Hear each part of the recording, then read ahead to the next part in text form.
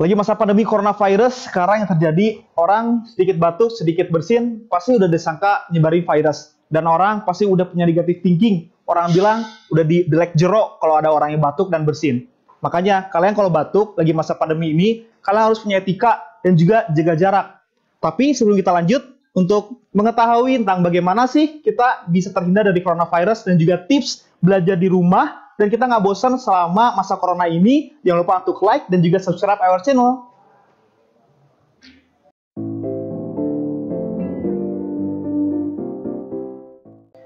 Sekarang ini di Indonesia sendiri sudah lebih dari 50.000 orang terjangkit coronavirus.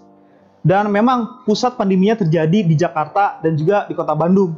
Khusus untuk kalian yang tinggal di Bandung, makanya kalian harus hati-hati dan tetap untuk mematuhi protokoler kesehatan yang ada. Coronavirus juga bisa menyebar melalui droplets. Apa itu droplets? Nah, droplets ini adalah percikan-percikan ketika kalian batuk, ketika kalian bersin, atau kalian ketika berbicara, itu pasti mengeluarkan droplets. Seperti saya sendiri tidak dipungkiri pasti mengeluarkan droplets dan jatuh di sekitar saya, terutama di meja ini. Nah, ketika contoh saya terkena coronavirus dan ada orang lain datang, orang lain tersebut menyentuh meja ini, itu dipastikan orang tersebut bisa terkena coronavirus. Oleh karena itu, kalian harus berhati-hati dan tetap menjaga kebersihan tangan. Kita nggak pernah tahu kita megang apa aja selama ini kan, dan kita juga dihindarkanlah untuk memegang area-area wajah selama masa pandemi ini. Ketika masa-masa pandemi ini, kebersihan itu menjadi patokan utama agar kalian terhindar dari penyakit yang sangat berbahaya ini. Untuk cuci tangan sendiri, bukan hanya asal cuci tangan. Kalian harus benar-benar cuci tangan pakai sabun dengan memenuhi protokol kesehatan. Artinya, jangan sampai kalian cuma pakai sabun di telapak tangannya aja, seperti ini. Apalagi cuma pakai air doang tanpa sabun. Itu udah jelas-jelas salah banget. Nah, bukan hanya telapak tangan, tapi kalian juga harus mencuci punggung tangan kalian seperti ini. Karena tidak dipungkiri, mungkin saja ada bakteri-bakteri atau droplet yang mengandung coronavirus ada di sekitaran tangan kalian. Seperti ini, dan juga pergelangan tangan kalian seperti ini. Bukan hanya itu, kuku-kuku kita juga kan pasti tidak dipungkiri ada bakteri yang ada di dalam kuku kita. Oleh karenanya, gosok-gosok seperti ini, menggunakan telapak tangan, dan ibu jari kita. Karena ibu jari kita ini yang paling sering digunakan untuk aktivitas kita sehari-hari. Setelah 20 detik, kalian mencuci tangan, kalian langsung bilas. Dan diupayakan, biarkan tangan kalian kering. Jangan menggunakan tisu atau pengering tangan yang suka ada di mall-mall tuh ya. Nah, kenapa? Karena menurut penelitian, pengering tangan yang ada hembusan anginnya itu malah meningkatkan jumlah kualitas bakteri yang ada di tangan kalian. Jadi sudah, biarkan saja kering. Kalaupun mau dielap menggunakan tisu yang memang dijamin kehigienisannya. Kalau kalian lagi ada di kondisi di mana nggak memungkinkan kalian cuci tangan, kalian juga bisa menggunakan hand sanitizer. Dan dianjurkan menggunakan hand sanitizer yang mengandung minimal 60% kandungan alkohol. Kenapa? Karena alkohol sendiri ini bisa membunuh coronavirus, terutama di bagian lemak yang melindungi si virusnya itu sendiri. Dan ketika menggunakan hand sanitizer, kalian nggak hanya menuangkan ke tangan kalian, tapi kalian pun harus menggosokkannya seperti kalian tadi cuci tangan ke punggung tangan kalian dan juga ke kuku-kuku kalian, agar tangan kalian dipastikan bersih.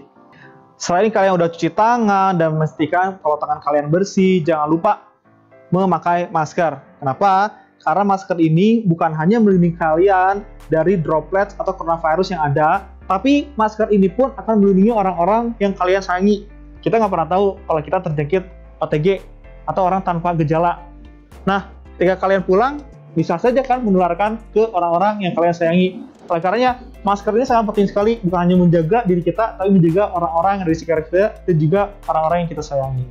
Untuk tahu tentang gejala-gejalanya, gejala-gejala coronavirus sendiri sudah banyak disebarkan oleh WHO dan juga Kementerian Kesehatan di Indonesia. Kalian perlu wajib baca apa sih gejala-gejalanya. Gak jauh seperti gejala influenza, seperti demam, batuk, dan juga bersin. Namun yang membedakan, biasanya influenza biasa hanya memakan waktu sekitar 3-5 hari untuk batuk dan bersin ataupun demam. Namun untuk coronavirus sendiri, biasanya ini berlanjut sampai 10 hari. Nah, bila kalian demam lebih dari 10 hari dan juga batuk-batuk nggak ganti, kalian harus cepat-cepat memeriksakan diri ke rumah sakit dan cepat melakukan rapid test. Kenapa? Untuk orang-orang kesayangan kita yang ada di sekitar kita. Jangan sampai kita menyebarkan virus corona ini ke orang-orang yang kita sayangi, yaitu keluarga kita di rumah. Emang nggak bisa dipungkiri di masa pandemi ini, segala macam belajar di rumah, kerja di rumah, semuanya di rumah. Pasti bete kan? Semua harus dilakuin di rumah.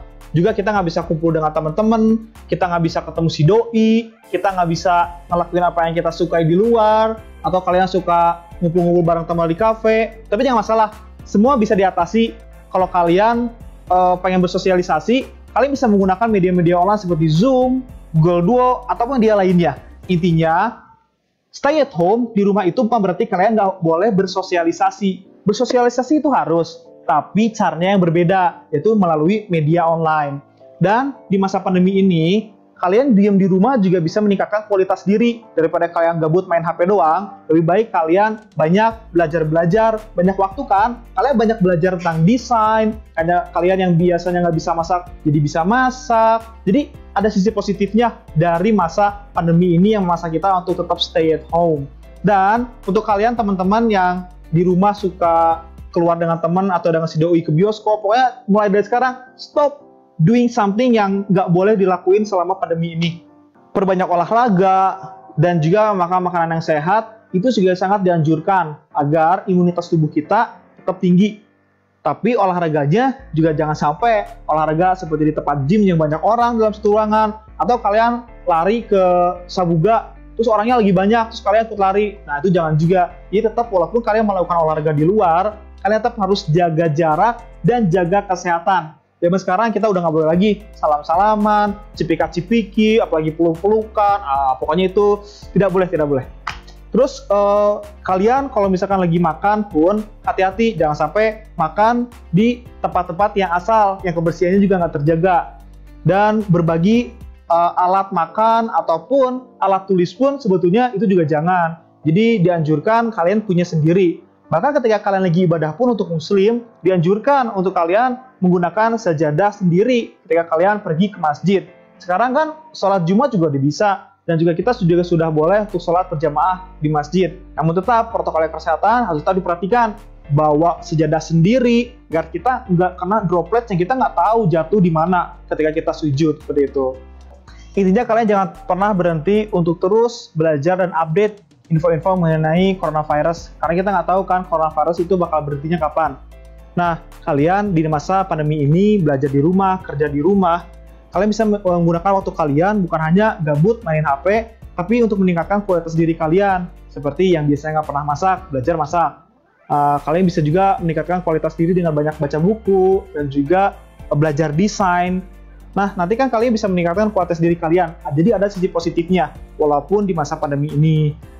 Dan untuk SMA BP 1 sendiri, kita sudah siap untuk menghadapi new normal, seperti wastafel untuk kalian nanti sekolah cuci tangan sebelum masuk, dan juga di masing-masing kelas pun kita sudah tersedia hand sanitizer agar kalian itu masuk ke kelas tidak membawa virus dari luar, seperti itu. Nah, untuk teman-teman dan juga anak-anak semuanya, kalian bisa melanjutkan MPLS secara online selama 1 minggu ini, dan juga kegiatan kepramukaan.